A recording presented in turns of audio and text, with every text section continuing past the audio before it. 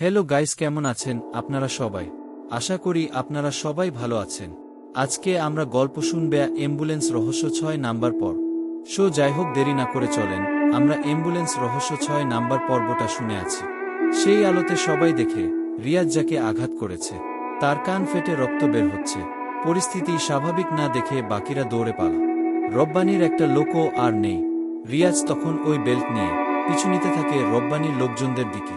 5 minute পর রিয়াজ আবার উঠোনে আসে। এরপর বেল্ট কোমরে লাগিয়ে চিৎকার দিয়ে বলে, এটা আমার ভাবি না, আমার মা। যদি কেউ আমার ভাবির দিকে কোন জোরে তাকায়, চোখ খুলে হাতে ধরাই দিব আমি। রিয়াজের এমন তেরামি দেখে বস্তির লোকজন উঠান ত্যাগ শুরু করে দেয়। রিয়াজ ফুলে যেন রাগে বেগুন হয়ে যাচ্ছে। রিয়াজের ভাবি এইবার রিয়াজের কাছে আসে। এরপর রিয়াজের হাত শক্ত করে ধরে বলে, ঘরে আয় তুই। টানতে টানতে রিয়াজকে নিয়ে যেতে থাকে ঘরে। রিয়াজ চুপচাপ ভাবির সাথে চলে আসে। ঘরে ঢুকার পর ভাবি দরজা বন্ধ করে দেয় আর কড়া স্বরে বলে, আইজ ওদের সাহস দিচ্ছিস তুই? তোর কারণেই ওরা আমার অসহায়ত্বের সুযোগ নিতেছে। তোর ভাইয়ের জন্য সব করেছিস, তাই না? তো বিপদে আবার কেন ফেলছিস? কি লাভ হইল তোর ভাইকে বাঁচাইয়া? উনার এসব দেখার চেয়ে মরে যাওয়াই তো ভালো। কথাটা বলে ভাবি রান্নাঘরের দিকে যায়। এরপর একটা বটি হাতে নিয়ে বলে, আমার জামাই এই বেইজ্জতি মাইনা নিতে পারবে না, আমি জানি। আজ উনারেও মারুম আর আমিও মরুম। বলে ভাবি ছুটে যায় শাওনের দিকে। তখনই রিয়াজ দৌড়ে এসে ভাবির পা চেপে ধরে।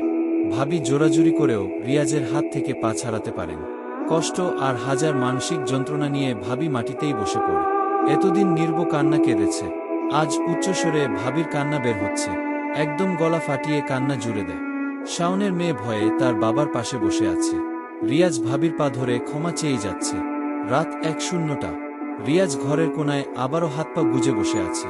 ভাবি বটি হাতে এখনও সেই স্থানে। কিছুক্ষণ স্থির হয়ে ভাবি বসা থেকে উঠে দাঁড়া। এরপর রিয়াজের কাছে গিয়ে বলে, ভাতও খাইয়া ঘুমাই পড়।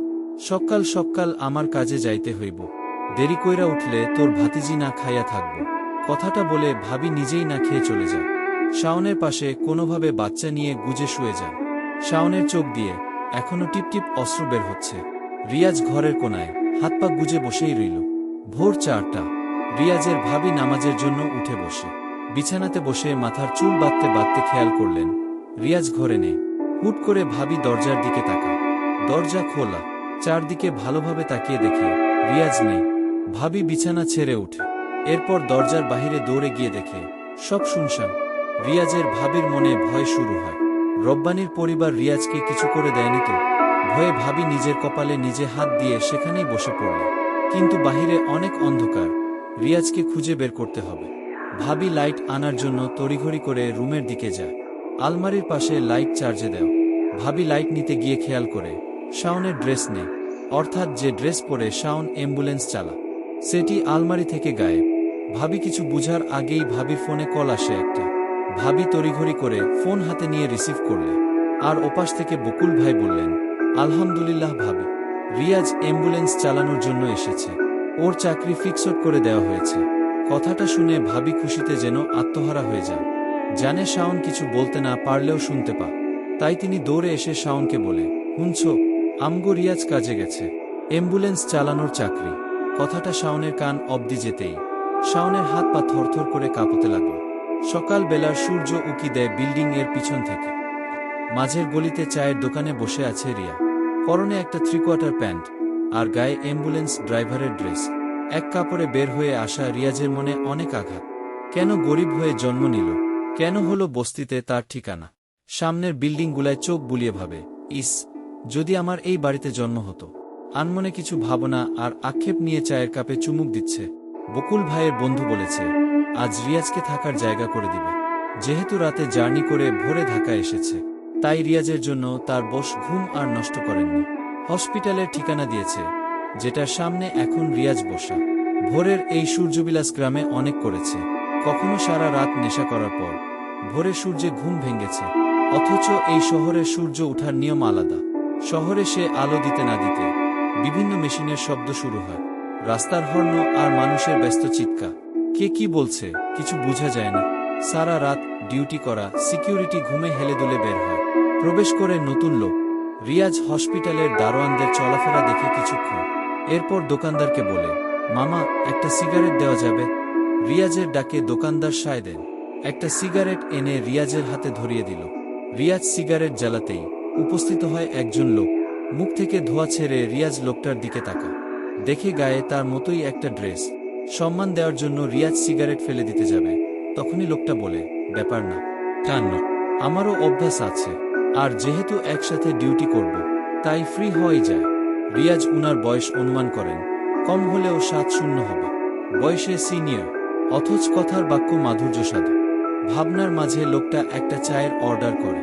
এরপর রিয়াজের পাশে বসে বলতে শুরু করে, গাজীপুরে থেকে মাত্র একটা লাশ নামিয়ে দিয়ে এলাম। সারা রাত গাড়িতে। এই লাশ টানতে টানতে নিজেকেও লাশ মনে হয় এখন। মাঝে মাঝে ভাবি, এই লাশ আর আমাদের পার্থক্য, আমরা চলাফেরা করতে পারি, আর তারা অনুভব করাতে পারে। অনুভব মানে ঠিক বুঝলাম না। শুনো তবে, নতুন জয়েন করেছ, এসব জেনে রাখা তোমার দরকার। কিছুক্ষণ আগেই বকুল ভাই আমাকে কল দিয়েছে, বলল শাওনের ভাই জবে এসেছে, তার খেয়াল রাখতাম। যদিও আমি সবারই ভালো চাই, তবে শাওন আর আমি গায়ে গা বন্ধু ছিলাম। বেশ ভালো ছেলেটা। তোমার ভাই সব সময় তোমার কথা বলতো আমাকে। আমার ভাই একদিন অনেক বড় হবে, অনেক টাকা কামাবে, আমাকে দামি খাট কিনে দিয়ে বলবে শান্তিতে আরাম করুন। এইসব বলতো শুধু। সেসব কথা না হয় পরে জানাই তোমাকে, আপাতত ডিউটি নিয়ে বলে। জি বলুন। লাশ আর আহত ব্যক্তির সাথে আজ থেকে তোমার বন্ধুত্ব করতে হবে, কারণ এদের নিয়েই তোমার জীবন। কখনো লাশকে ভয় পাওয়া যাবে না, মনে করবে সে তোমার বন্ধু। আবার এইটাও মানতে হবে, লাশের খুব কাছেও রেষারেষি করা যাবে না। এই লাশ মাঝে মাঝে জীবন্ত হয়ে যা। লাশ জীবন্ত? হা হা হা, কি বলেন এস? রাইট, এইভাবে হেসে উড়িয়ে দিবে। এইটাই শুনতে চেয়েছি। লাশ জীবন্ত হয় না, এটা বিশ্বাস রাখবা। এইবার যত যাই হোক, লাশকে ভয় পাওয়া যাবে না। তুমি তোমার কাজে মন দিবে। হ্যাঁ, তা তো করবই। আর একটা কথা। জি বলুন। কখনো রাতে গাড়ি দাঁড় করাবে না। কি হবে? যে কোনো কিছু। গাড়িতে অস্বাভাবিক কিছু হলেও তুমি গাড়ি চালাতে থাকবে। যতক্ষণ না লোকালয় চোখে পড়বে, ততক্ষণ গাড়ি দাঁড় করাবে না। এমনও হবে পথে অনেকে সাহায্য চাইবে, গাড়ি দাঁড় করাতে বলবে, কিন্তু অ্যাম্বুলেন্স ড্রাইভার শুধুমাত্র তাদের রোগীকে নিয়ে যাবে। এ ব্যতীত রাস্তায় যত বিপদ হোক কিংবা যতই বাধা আসুক, গাড়ি থামানো যাবে না। জি আচ্ছা। কিছুক্ষণ পর দুজন ড্রাইভার আসবে, শামীম আর রাকিব। এই দুইজন হসপিটালের মূল বদমাইশ, ওদের এড়িয়ে চলবা। ওই দেখো, শয়তানদের নাম না নিতেই তারা হাজির। রিয়াজ গলির দিকে তাকা। ওপাশ থেকে ড্রাইভিং ড্রেস পরে দুজন ছেলে আসতেছে। লোকটা আবার বলে, ঠিক আছে, আমি ওয়াশরুমে যাব, কিছুক্ষণ পর বসে আসবে, কোথাও যেও না। কথাটা বলে লোকটা উঠে যা। রিয়াজও সিগারেটে শেষ টান দিয়ে তা ফেলে দেয়। ততক্ষণে শামীম আর রাকিব এসে উপস্থিত হয়। তারাও চা আর সিগারেট অর্ডার দিয়ে রিয়াজের পাশে বসে রিয়াজকে জিজ্ঞেস করতে থাকে সব। রিয়াজও ওদের বলে, আজ তার প্রথম ডিউটি। ওরা রিয়াজের কথা শুনে একটু টিটকারি শুরু করল। শামীম বলল, তা এসেছো কিভাবে, হেলিকপ্টার নাকি বিমানে? রিয়াজ স্বাভাবিকভাবে উত্তর দেয়, ট্রাকে করে। আমার কাছে টাকা নেই, ঢাকার ট্রাকে উঠে ঢাকায় এসেছি। কথাটা শুনে রাকিব আর শাওন এত জোরে হাসতে থাকে, যেন তাদের গলা ফেটে যাবে এখন। হাসাহাসি শেষে শামীম আবার বলে, বাহ, ডিউটিতে এসেছে 3/4 পরে। হা হা হা, ডিউটির পাশাপাশি ফুটবল খেলবা নাকি? কথাটা বলে দুজনেই আবার হাসতে শুরু করল। ওদের হাসি দেখে রিয়াজ দোকানদারকে বলে, মামা, আরেকটা সিগারেট দিবেন? দোকানদার রিয়াজের হাতে সিগারেট দিলে রিয়াজ বলে, এরা আমার বন্ধু, আজ থেকে একই সাথে ডিউটি করব, বিলটা ওদের থেকে নিয়ে নেবেন। কথাটা বলে রিয়াজ সিগারেট ধরা আর সেখান থেকে উঠে হসপিটালের দিকে চলে যায়। রাকিব আর শামীম হা করে তাকিয়ে রইল। শামীম ধীর স্বরে বলে, শালারে তো মফিজ ভাবছিলাম, এইটা দেখি আমাদের চেয়ে বড় বাটপার। হসপিটালের গেটে প্রবেশ করে রিয়াজ সিগারেট এর বাকিটা শেষ করে। ততক্ষণে ওই লোকটা ওয়াশরুম থেকে বাহিরে এলো। উনি রিয়াজকে আরও কিছু নিয়ম শিখিয়ে দিচ্ছে। এইভাবে আড্ডায় কেটে যায় 3 ঘন্টা।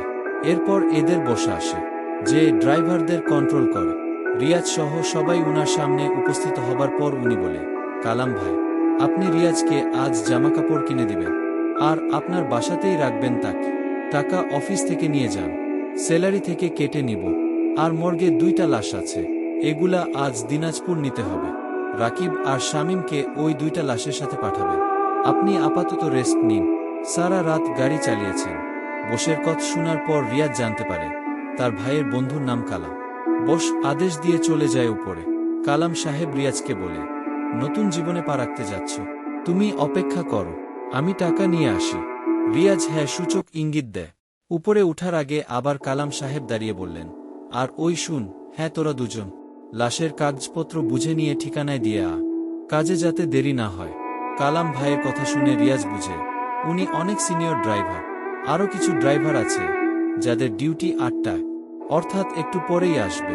5 ঘন্টা পর শপিং শেষ করে কালাম সাহেবের বাসায় রিয়াজ যায়। কালাম সাহেব রিয়াজকে সবটা দেখিয়ে দিল। রুম আর বারান্দা একসাথে পেয়ে রিয়াজের খুশিতে নাচতে ইচ্ছে হচ্ছে। সব দেখে রিয়াজ যায় ফ্রেশ হবার জন্য। গোসল সেরে রিয়াজ ওয়াশরুমের বাহিরে আসতেই দেখে কালাম সাহেব রিয়াজের দিকে ভয়ানক চাহনিতে তাকিয়ে আছে। রিয়াজ ভ্রুকুচকে কালাম সাহেবকে বললেন, কি ব্যাপার ভাই, এইভাবে তাকিয়ে আছেন কেন? কথাটা শেষ করতেই রিয়াজ দেখে কালাম সাহেব তার প্যান্টের পিছন থেকে একটা ছুরি বের করলেন। চোখে অনেক রাগ আর হিংস্র চাহনি, যেন রিয়াজ উনার বড় কোনো ক্ষতি করে দিল। পরবর্তী পর্ব পেতে ভূতের গল্প ও ভূতের পিক পেজটা ফলো করে আমার সাথেই থাকুন।